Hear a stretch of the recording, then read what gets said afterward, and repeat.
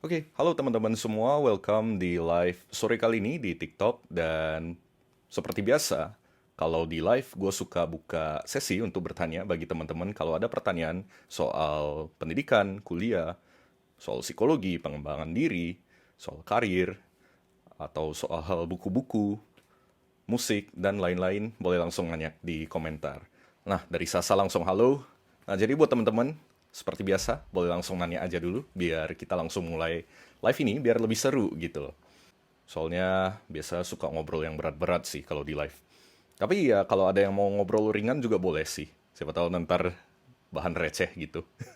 Karena konten gue selama ini nggak pernah ada yang receh-receh gitu. Biasa konten gue berat-berat topiknya. Tapi kalau ada yang receh, kenapa tidak gitu. Kita langsung mulai ya dari pertanyaan dari Brainy. Gimana caranya mengatasi rasa kesepian, Bang?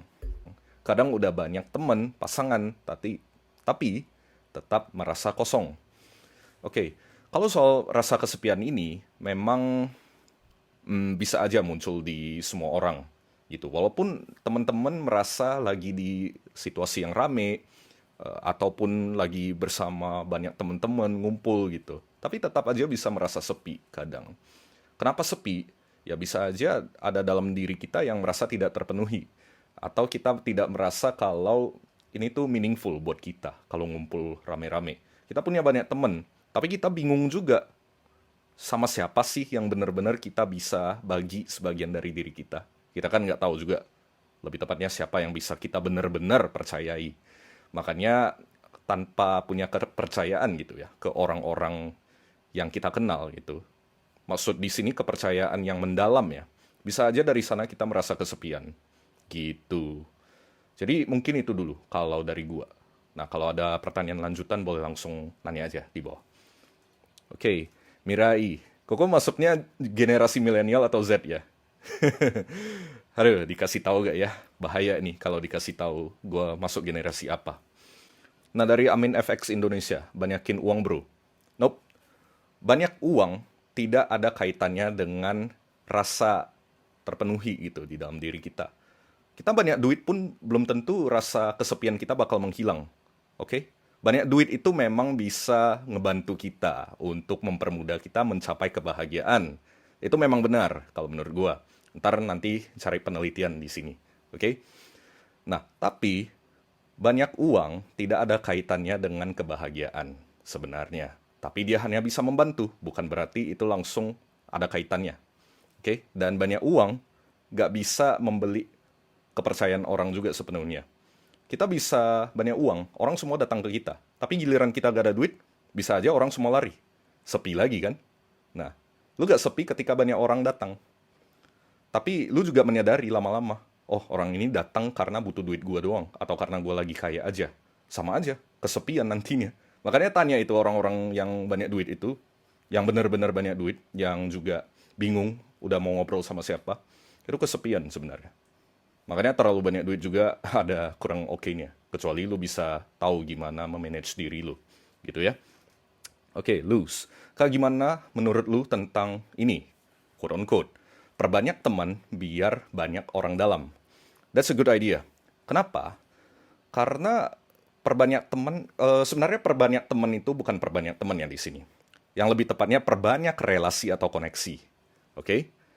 Nah, perbanyak relasi atau koneksi itu justru membuka peluang yang besar bagi kita untuk mencapai berbagai opportunity baru atau kesempatan kerja atau berbisnis atau proyek baru gitu. Ataupun mendatangkan hal-hal baru buat kita. I don't know, kegiatan apa gitu sama orang-orang baru itu. Nah, kalau dengan banyak relasi itu bisa banyak orang dalam, itu benar. Itu benar. Karena gue juga udah mengalami itu. Gue bisa dapat banyak kesempatan itu ini. Karena gue perluas relasi terus. Ya udah, gak apa-apa. Gue ketemu orang baru, it's okay. Kenapa? Memang gue gak menjamin semua orang baru yang ketemu bisa jadi temen. Nggak. Cukup jadi kenalan, jadi relasi, itu oke. Tapi jadi temen, apalagi untuk usia lu 20-an, 30-an udah ke atas gitu, udah susah nyari temen yang beneran temen. Susah. Jadi relasi udah cukup. Dan itu emang bener. Manfaatkan relasi kita untuk memperbanyak orang dalam agar kesempatan kita makin banyak ke depannya. Oke? Sen, tips grow bisnis dari awal bang. Oke, kita ngomong bisnis. Nah, yang jelas, lu bikin bisnis itu bukan hanya sekedar ngikut tren. Gue sekarang juga belum terlalu siap dulu untuk bikin bisnis. Walaupun dulunya gue punya pengalaman berbisnis pas kuliah. Tapi untuk saat ini mending gak usah dulu. Gue mending bikin konten, gue mending kerja dulu bareng orang lain, gue mending kembangin dulu perusahaannya atau bisnisnya orang lain dulu. Biar gue belajar, biar nanti ke depannya kalau gue mau berbisnis, gue udah kebayang mau gimana. Nah, tips grow dari awal, pastikan lo punya modal, sudah jelas. Karena kebanyakan bisnis itu butuh modal. Yang nggak butuh modal, oke, ada aja. Tapi nggak murni bisnis lah, gitu. Bisa aja ya orang bilang bisnis nggak perlu modal ya, let's say. Bikin konten juga perlu modal. Modalnya apa? HP, tenaga. Oke, bukan duit ya. Lu ada yang bilang bisnis dropshipping atau reseller. Itu juga butuh modal. Modal apa?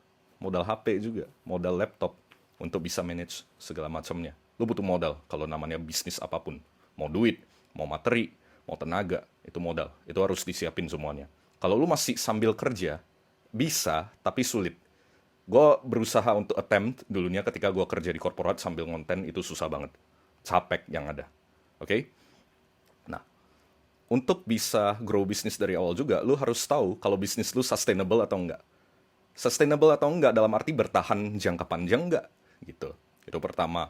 Kedua, kalau lu berbisnis, apa jasa atau produk yang lu bisa tawarkan ke orang yang bisa nyelesain masalah orang? Kecuali lu sengaja ngegedein satu masalah yang sebenarnya gak ada. Tapi lu convince, lu meyakinkan orang, oh ini tuh kalau lu gak pakai produk ini, lu bisa banyak masalah lu, gitu loh. Sebenarnya. Walaupun gak ada jaminan itu bisa kalau lu membuat masalah gitu. Tapi pastikan bisnis lu itu bisa menyelesaikan masalah orang lain. Mungkin itu dulu dari gua. Kalau menurut gua dalam berbisnis itu gimana. Z, Kak, bagaimana cara ngatasin orang yang merendahkan diri kita? Padahal kita tahu dia minta maaf lebih rendah. Oke. Nah, biasanya, sorry ini, gua belak-belakan. Orang yang lebih rendah dari kita, pasti ngerendahin kita. Karena bisa aja mereka iri. Sedangkan orang lebih dari kita, lebih atas dari kita, gak ada waktu, gak ada energi, bahkan gak ada urusan untuk ngerendahin lu. Buat apa? Gitu loh. Malah mereka gak hargai lu, karena lu mau berkembang. Orang yang lebih atas dari kita ya. Ya kayak kalian gitu, kalian mau ngapain? Kalian ada pertanyaan apa? Gue kan support. Pertanyaan, kasih aja. Gue kan kasih jawaban gitu. Konten gue semua udah lengkap, tinggal lihat aja, cari jawaban sendiri. Tapi live ini biar mempermudah kalian untuk nanya langsung dikasih jawaban. Nah, gak usah peduli sama orang-orang yang ngerendahin lu. Karena orang yang ngerendahin lu, itu biasanya udah lebih rendah dari lu. Jadi ngapain lu habisin waktu, tenaga, dan usaha untuk ngeladeni mereka. Semakin lu ngeladeni mereka, semakin menjadi-jadi mereka nantinya. Oke? Dharma Wiguna 621, jelasin psikoanalisis dasar dong Bang Jo, singkat aja. Wah, psikoanalisis. Apakah saya masih mengingat teori? Mungkin. Ini cukup berat ini pertanyaannya, psikoanalisis. Tapi gue coba jelasin ya, yang gue ingat aja. Mungkin nanti bisa dikoreksi kalau di konten nantinya. Soal psikoanalisis, itu memang awalnya, pelopornya adalah Sigmund Freud. Oke? Sigmund Freud ini aslinya adalah seorang neurolog atau dokter khusus untuk syaraf, dokter syaraf lah istilahnya, neurolog. Oke. Nah, waktu itu memang dia mencoba berbagai cara untuk mengatasi orang yang kayaknya ada sedikit gangguan nih. Tapi gangguannya bukan fisik, tapi ada di dalam kepala gitu loh.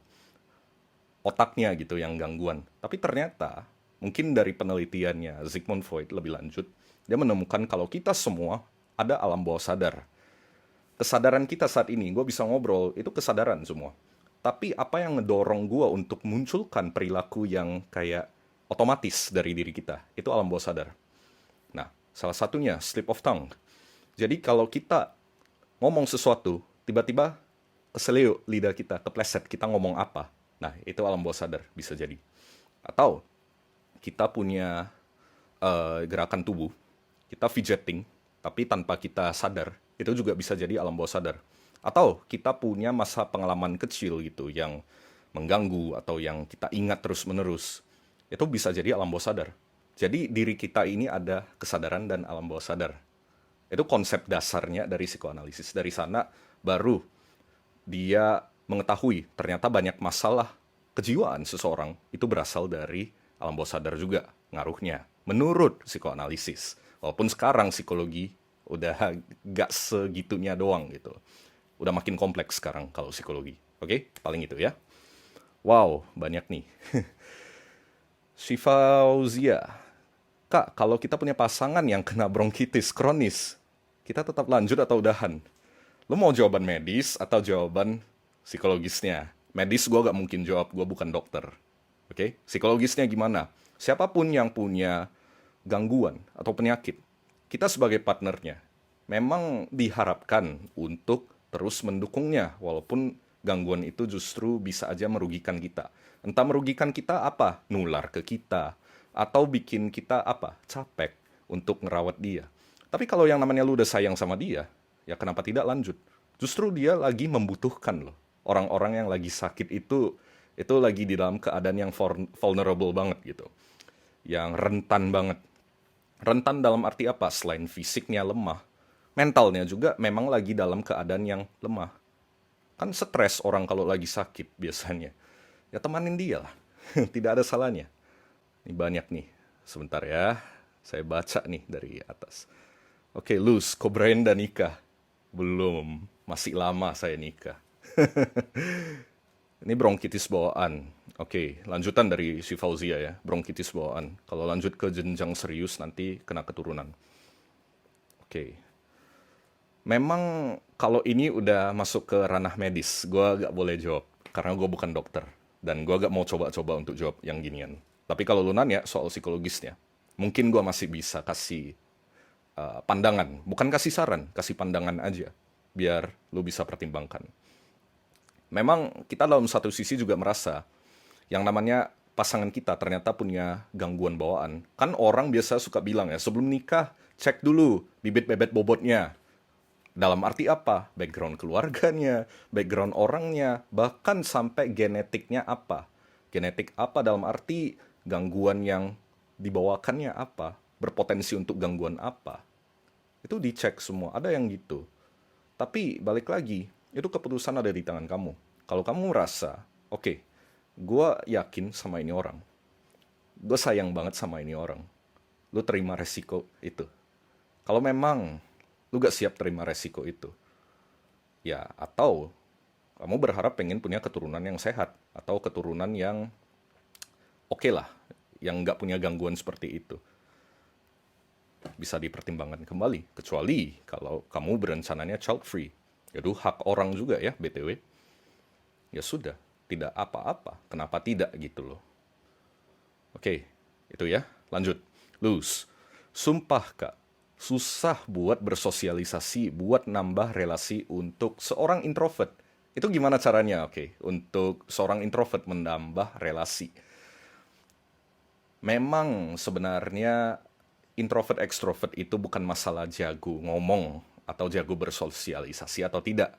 Bukan. Tapi perlu saya pertegas lagi ya, berkali-kali teman-teman suka bilang, oh gue introvert, makanya gue gak suka nongkrong nih, gue gak suka ketemu orang, gue gak jago ngomong. Oke, kalau gak suka ketemu orang, gak suka nongkrong, itu make sense. Tapi kalau sampai dia bilang gak jago ngomong, sorry, itu bukan masalah introvert atau extrovert. Tapi itu masalahnya adalah di social skill kamu. Oke? Nah, orang introvert memang bisa dibilang dia mendapatkan energi dari kegiatan diri sendiri, ya atau kegiatan yang bermakna bersama orang lain. Kalaupun nongkrong sama orang lain, 1-2 orang yang dia merasa dekat. Dia gak suka rame-rame. Oke? Dia lebih suka bikin kegiatan yang lebih bermakna lah. Let's say apa? Suka menyendiri di kamar, apa nonton gitu, baca buku, main TikTok gitu. Salah satunya itu. Tapi kalau orang yang extrovert, dia mendapatkan energinya ketika dia lagi rame. Dalam arti lagi di acara yang banyak orang, di event sosial gitu. Itu dia mendapatkan energi dari sana. Oke? Nah, Jadi dari sana kita udah lihat extrovert introvert itu masalah dari dapat energinya dari mana. Nah, kalau soal jago ngomong atau tidak, kebetulan kenapa extrovert itu kelihatan lebih jago ngomong? Karena dia merasa nyaman ngobrol di depan banyak orang. Makanya makin banyak ngomong lah dia. Makin terbiasa dia ngomong. Sedangkan orang introvert kan males gitu loh. Biasa gak suka gitu.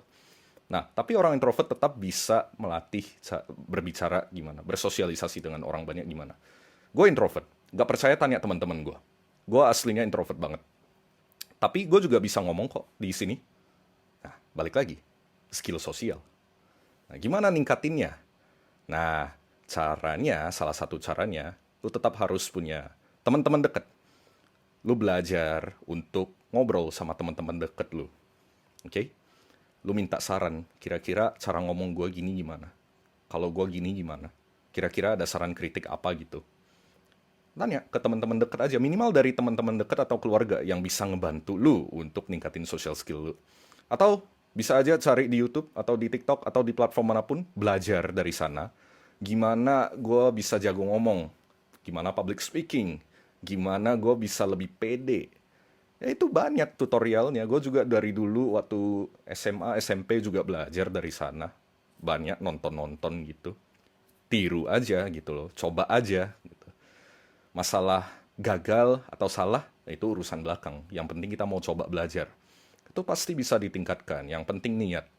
Itu loh. Ya, mungkin itu dulu jawaban dari gua. Oke, Irene ya, Irene ya. IR3N3. Kak, kalau dibentak dikit langsung nangis itu wajar gak? Ya, ada beberapa orang yang seperti itu. Ya bisa dibilang dia sensitif.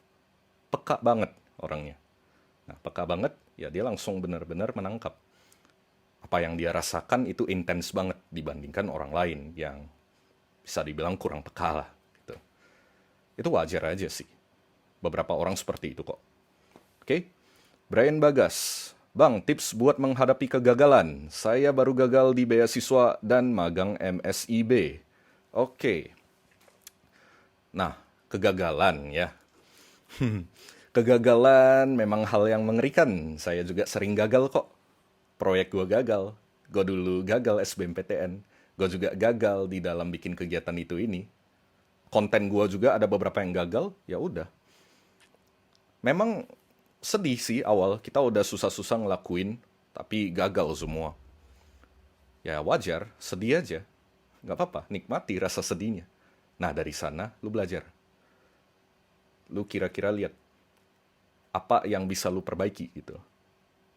Kira-kira lihat aja, apa yang bisa diperbaiki, apa yang gue belajar dari sini, apa yang nggak boleh gue ulangin lagi ke depannya. Apa strategi yang harus gue pakai untuk meningkatkan peluang gue sukses. Bukan dijamin sukses ya, meningkatkan peluang untuk sukses dan mengurangi kemungkinan terjadinya kegagalan. Nah, itu dipikirkan gitu loh.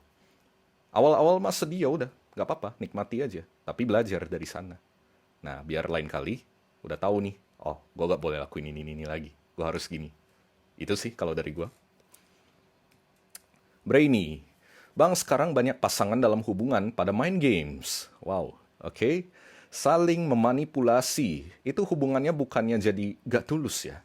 Menurut gua kalau masih banyak manipulasi di dalam hubungan, mau pacaran atau temen, mending gak usah berhubungan lagi sama orang itu. Ya, apalagi kalau lu menyadari lu punya kecenderungan untuk memanipulasi orang. Ya, lu harus perbaiki diri dulu lah sebaiknya dibandingkan menjalin hubungan dengan orang lain.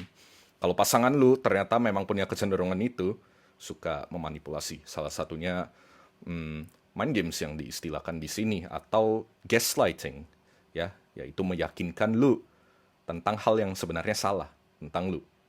Tapi lu diyakinkan sama dia, lu jadi percaya, oh ternyata gua salah ya. Padahal belum tentu lu salah. Nah, itu bisa aja gaslighting. Mending dari awal gak usah pacaran. Itu aja sih kalau gua bilang. Itu gak tulus. Karena pacaran yang beneran pacaran atau hubungan yang memang sehat, gak ada lagi yang gini-ginian. Hubungan yang sehat itu jujur, tulus. Ya, to the point. Walaupun gimana caranya biar halus ketika ngomong to the point. Gue sama cewek gue juga gitu kok. Maksudnya jujur-jujuran aja. Gue gak suka ini, gue langsung ngomong. Gue mau perbaiki ini, gue mau dia seperti ini, perbaiki dirinya apa itu. Ya gue langsung ngomong. Gue ada salah apa, dia juga langsung ngomong.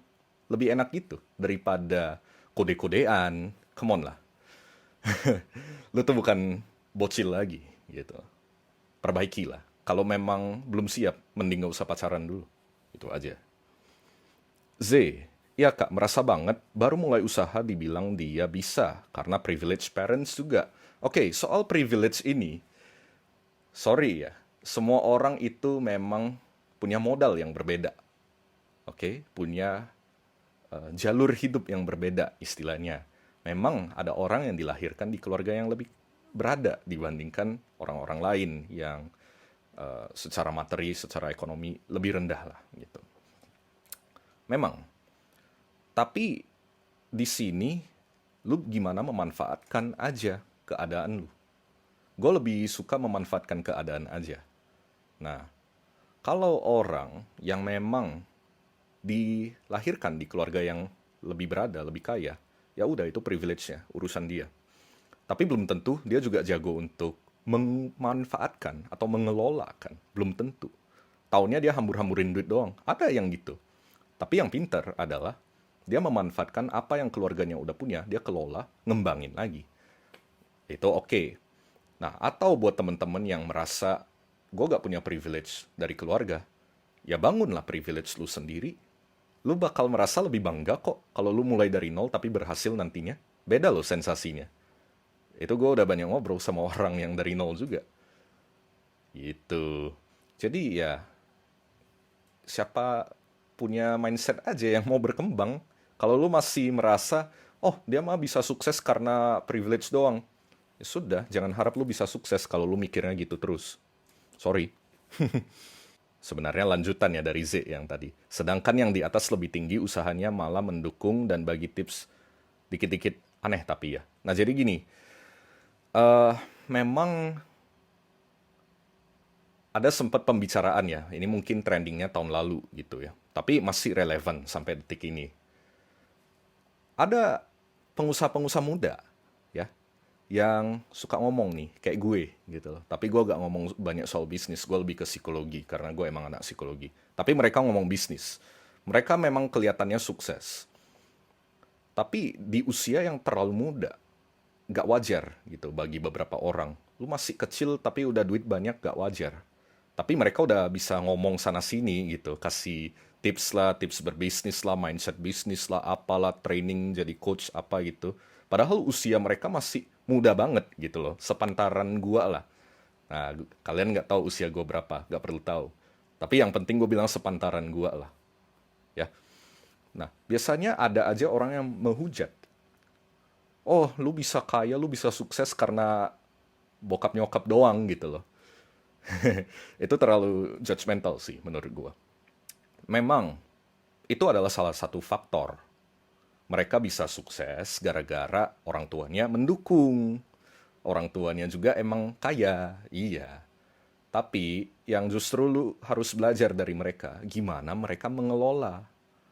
Mereka juga punya orang tua yang sukses, yang kaya, whatever. Belum tentu mereka mendapatkan fasilitas yang selengkap kalian kira. Kayak kalian kira, oh tinggal minta langsung dapat. Emang yakin kayak gitu? Belum tentu loh. Ada beberapa orang tua agak strict. Harus berusaha dulu baru dapat. Contohnya gue. Gue juga minta, mana mungkin langsung gue dikasih. Ini semua gue juga berusaha kok anjir. Ya itu konsepnya. Jadi gue agak nggak suka kalau orang bilang, oh ini gampang nih, tinggal ngomong ke bokap nyokapnya minta apa langsung dikasih. Nggak juga gitu loh. Jadi jangan berpikir seperti itu. Justru kita belajar dari mereka. Gimana ngembangin, mengelola. Konsepnya sama, mindsetnya sama. Kalian sorry to say yang nggak punya privilege yang sebesar itu, kalau nerapin konsep yang sama atau punya cara mikir yang sama, bisa juga kok gue bilang. Sebetulnya gimana gimana lu aja gitu loh. Wah, banyak nih pertanyaannya. Sebentar, banyak yang kasih gift juga. Thank you, thank you. Luz, cara memanipulasi seorang manipulator gimana, Kak? Please, kasih satu contoh aja. Aduh, jangan harap untuk bisa memanipulasi orang yang suka manipulasi. Karena trik-triknya semua mereka udah tahu rata-rata. Jadi daripada lu berusaha untuk memanipulasi kembali seorang manipulator, mending lu gak usah berurusan sama dia sama sekali. Yang ada lu nambah beban nantinya. Menurut gua gak usah gitu loh. Salah satu contoh manipulator, dia jago persuasi lu, jago ngomong, meyakinkan lu kalau lu tuh salah dengan cara ini. Lu tuh emang salah. Padahal belum tentu lu salah.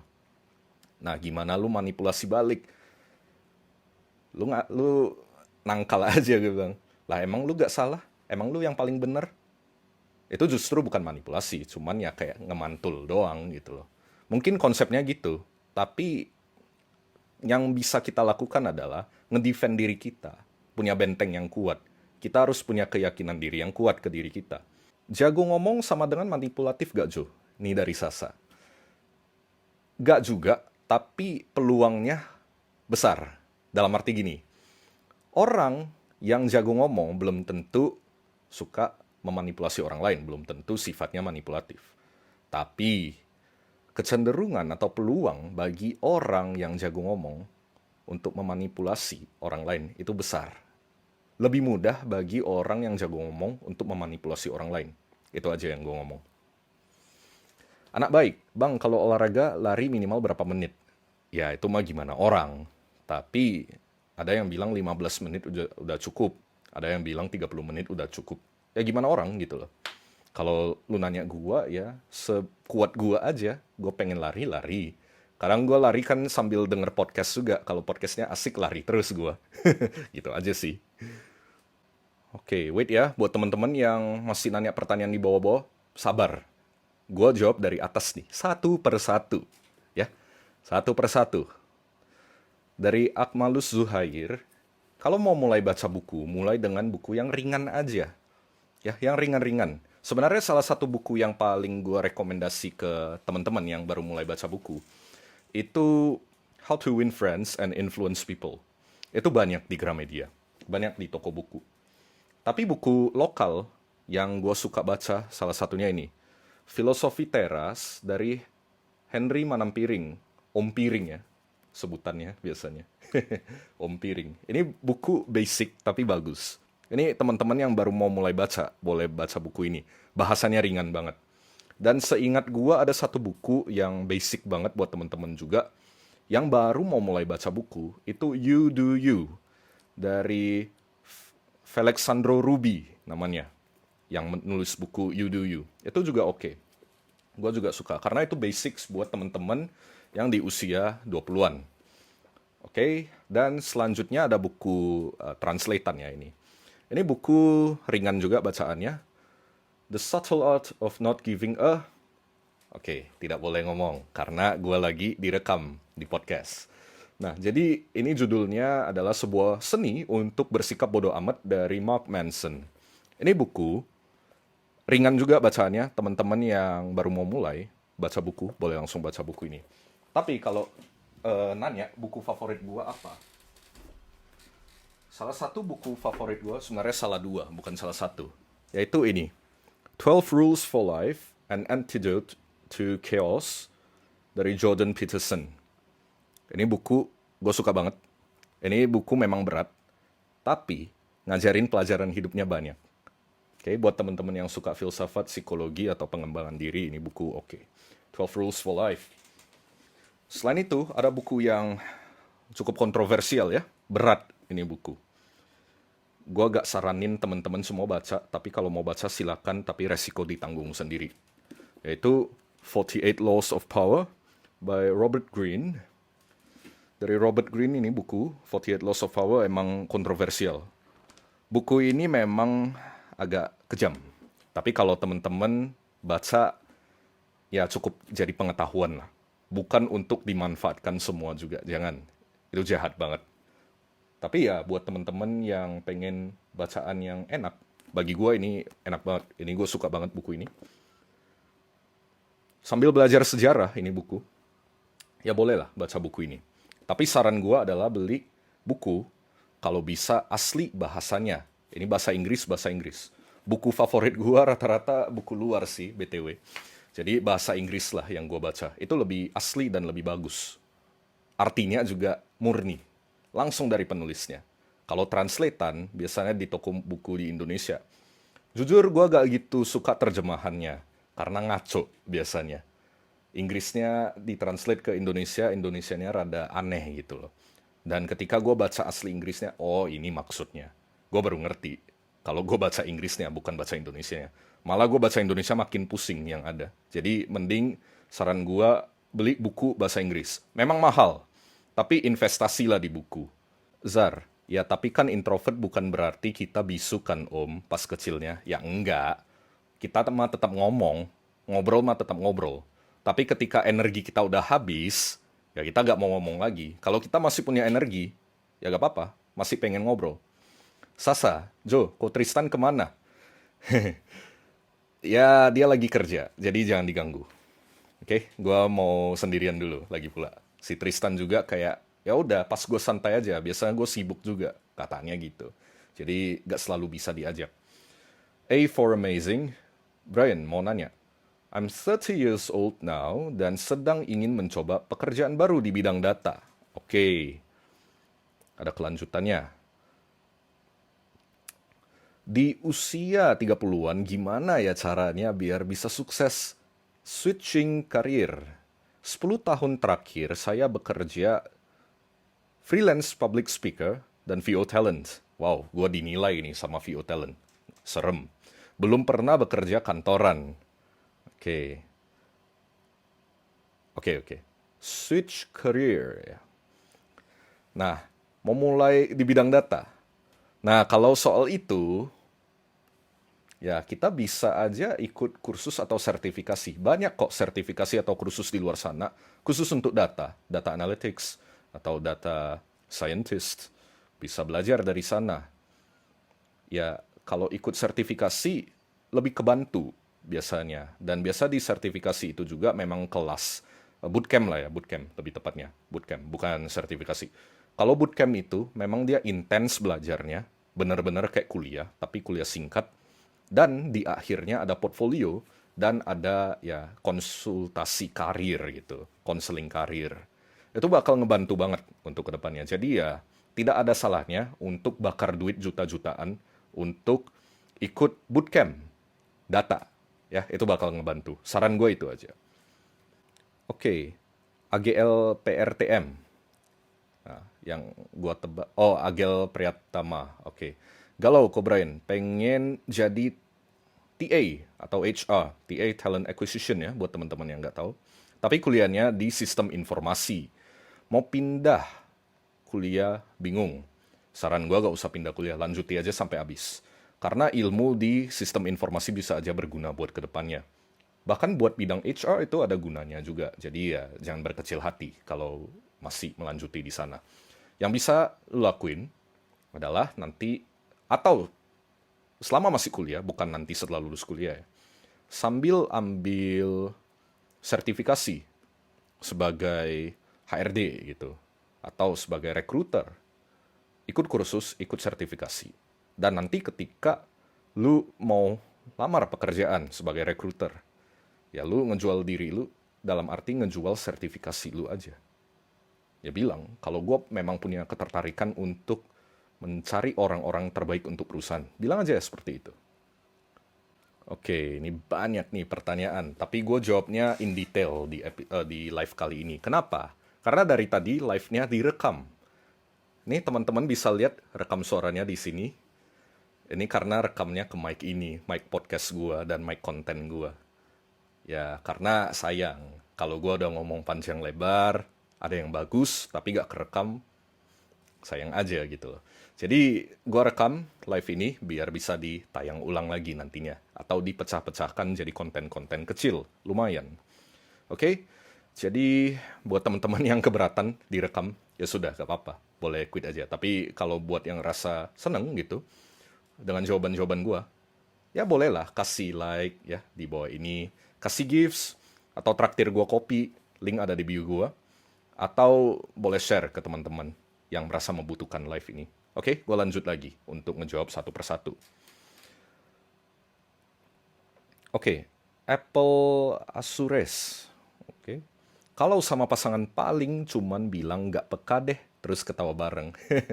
Ya, ya. Itu joking aja gitu. Tapi ya, yang penting bisa enjoy life lah bareng pasangan. Itu rasa yang terbaik gue bilang. Daripada lu tiap hari sama pasangan lu berantem, ngapain pasangan lagi dari awal gitu, mending gak usah gitu, gue bilang. Dari Brainy, makasih bang. I always appreciate masukan abang. Oke, thank you juga. Sasa malah bilang sama-sama. Udah menjadi seorang jubir ya, Sasa ini. Steve, cool AF. Bang, gue ada privilege tapi kok rasanya biasa aja. Ya karena lu merasa biasa aja karena lu selalu di keadaan itu. Pernah nggak lu ngerasain besok nggak tahu mau makan apa karena udah gak ada duit? Nah, itu. Pernah nggak coba tinggal di desa? Pernah nggak coba nongkrong sama orang-orang yang, sorry to say, ekonomi ke bawah gitu?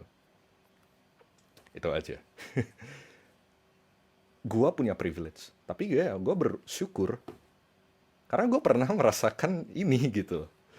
Itu aja gitu loh. Jadi ya saran gue cobalah, nikmatilah hidup-hidup ini. Try everything. Ya, coba segalanya. Itu ya. Sam, apa yang orang kejar dalam hidup ini? Oh banyak, gimana masing-masing orang. Z, terima kasih kak, berguna ilmunya, semoga berkah, sudah berbagi tipsnya. Terima kasih juga sudah nongkrong di sini, Z. Kalau ngadepin orang yang salah, tapi dianya silent treatment, gimana? Itu dari Luz. Ya, orang yang silent treatment berarti dia mencuek. Oke, dia cuekin kita. Ya sudah, cuekin dia balik gitu. Memang agak gatel gitu ya, pengen marahin orang ini kadang. Tapi dia silent treatment, dia cuekin kita. Ya kita jangan marah juga. Kalau kita makin marah, kita udah kalah. Karena kita marah ke hal yang bahkan nggak terpengaruh oleh amarah kita. Jadi buat apa gitu. Jadi ya cuekin dia kembali kalau gue bilang. Kalau dia mau nyari lu, cuekin dia aja. Nah, rasain lo gitu. Atau pelan-pelan lah bikin dia sadar akan kesalahannya. Gimana? Ya, salah satunya cuekin itu juga bisa membantu.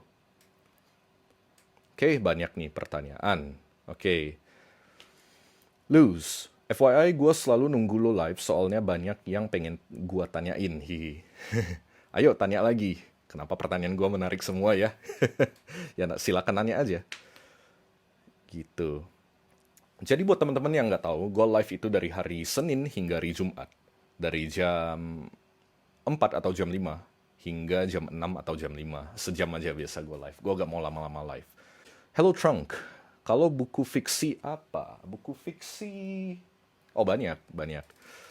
Salah satu buku fiksi yang paling gue suka.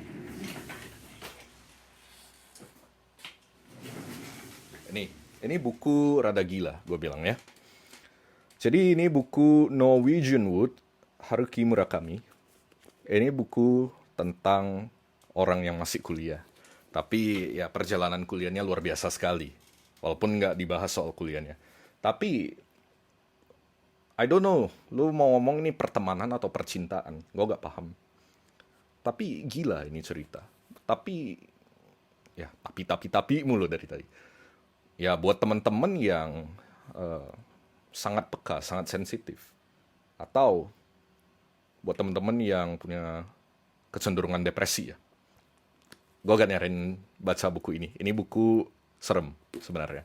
Bagus banget buat temen-temen yang ya tahan lah gitu. Tapi buat temen-temen yang punya gangguan mental atau depresi atau apa gitu, atau kecenderungan ke sana, gue agak nyaranin baca buku ini. Ini buku terlalu berat, ya. Tapi itu buku fiksi yang paling gue suka sejauh ini. Luz, kak, seorang manipulator bakal mewarisi sifat manipulator ke anaknya gak? Kalau diajari, ya bisa aja. Sorry. Kalau diajari, ya bisa aja dia punya sifat manipulasi. Tapi kecenderungannya ada. Pasti ada kecenderungannya, tapi bukan jaminan kalau anaknya bakal ada. Nah, kenapa? Nanya manipulasi-manipulasi gitu loh.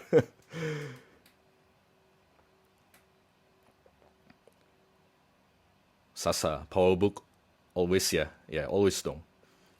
Slammer 00, yang fotokopinya nggak boleh ya bang? Nah gini. Buku fotokopi, jangan. Jangan. Lu menghargai dong penulis buku, beli buku fisiknya, jangan beli fotokopiannya. Gitu loh.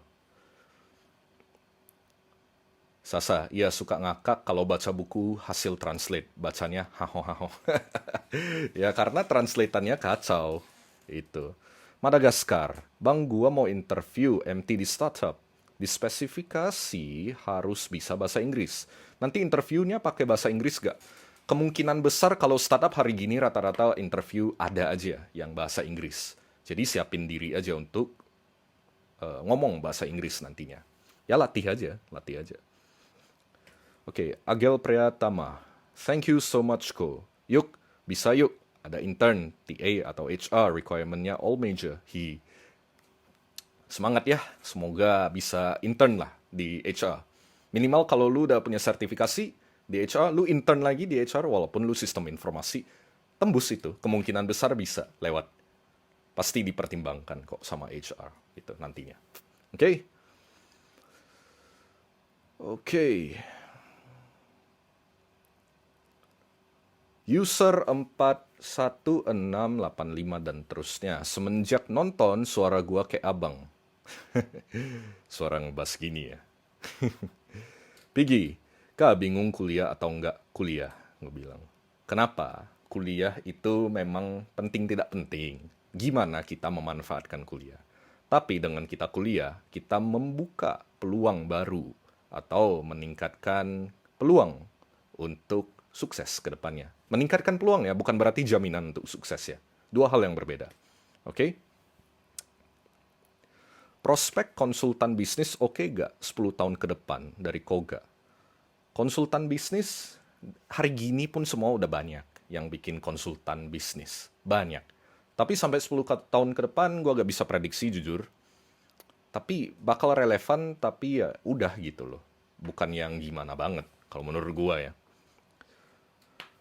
Agil Pratama, Kobrain izin connect LinkedIn boleh? Oh silakan. Connect aja sama gua di LinkedIn. Link ada di bio gua semuanya. Oke?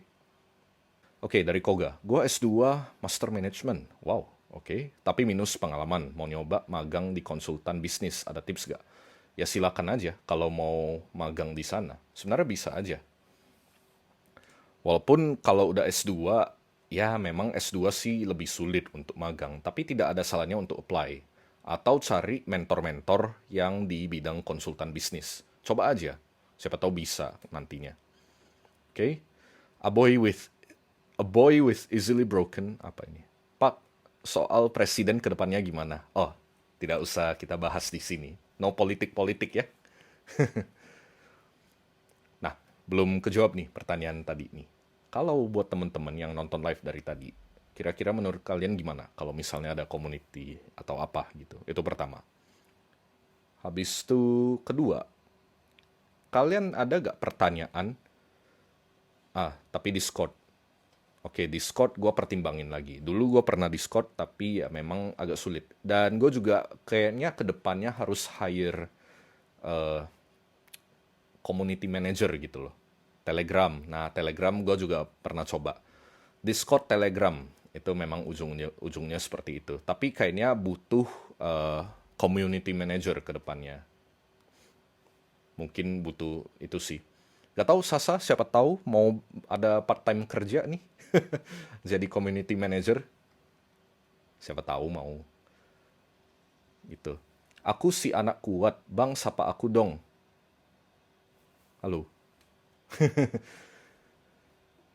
Oke, boleh banget Kak, apalagi koneksi kakak kan banyak, include training atau self-development atau webinar. Wow.